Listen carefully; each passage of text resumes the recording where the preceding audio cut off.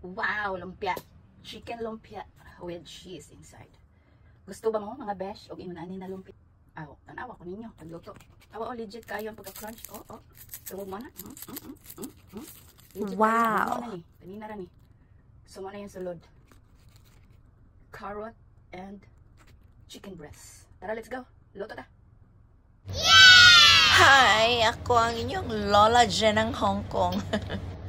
Sumawa na ako'y 4 pieces of chicken breast and nako'y carrot nga kinuha ni Sir og na ay konting sibuyas dahon. Ano ba Tagalog ana eh? Then may konting onion. So originally ang ako ano is chicken rajud og ang lumpia wrapper. Pero murag kunot naman ang luma naman tong onion leaves ni Sir og iyang carrot. So ni ana na lang ko ako na lang ni Sir ay nanguyot naman ni. Kaya wala man ko niya pagawsa din, wala pa sad ko isa, wala ko budget din. Gusto man ko maglumpia. Napalit ko naman yung chicken o katungkuan, lumpia wrapper last week pa. But then, wala pa ko yung time nga magluto kay napaman ko yung mga tuna. So that was is, nakita ninyo ang katong carrots, ako siyang gigrated. So dili na ko mag-slice niya o kuan, pino.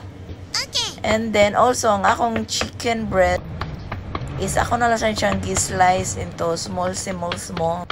So, para wala mo ko'y galingan and then dilisid ko ganan o ginaling da.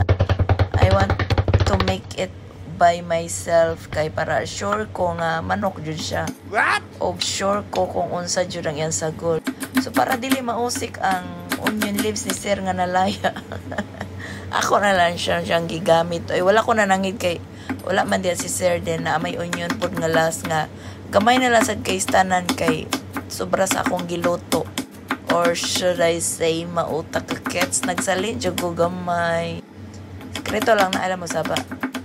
So mao na siya ginaminchi pod nako kay para magpareho sad ang ilang sizes. By the way, ang chicken breast is dali ra jud kayo siya lutoon so bisag dili nako siya kayo i-minch kay okay ra.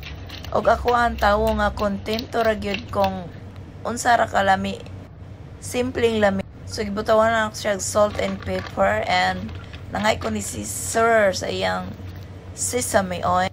Og naa siya cheese nga murag panahon pa ning kupong-kupong ba. Sayang man gamay na lang. Ako na lang sang giapil. So discarding malupit ba. Then ako di ay gusto ko original taste jud. So wala ko daghang gibutang, wala ko nagbutag egg, wala ko nagbutag flour. Ang gusto nako katura jud. It's purely, demurely, surely na original taste. So, mauna na ako na siyang tapi-tapi ang lumpia wrapper. Kay ganina ra ko nagipagawa, so mauna siyang nagpilit. So, this is how I wrap my spring roll. Duha siya ka klase, pwede na ko siyang murag i-envelope or i-square. Diba? Simple naman good kayo ang pagkuha na may uban good nga mabungkag niya. Murag naglitsod sila ba? Yung murag lanay bitaw sa ilag ko nila mo nang dili crunchy inig mabugnaw kay luyat man. So lahi ko ra jud kay bisag mabugnaw na siya crunch gihapon nang ako ang hinimo mo na secret of the master chef. So diyan na human na. Anyway, by the way, 24 day na siya kabuok ang isa ka pack nga spring roll. So mo to nagpainit na kog oil, ako nang gibutang, then ako siyang giunom-unom kay para maluto jud siya ba kay wala ba ako giluto ang iyang ilalom. And this is it, Duran. Diba lami na kay lami pa yung color, mas lami pa niya.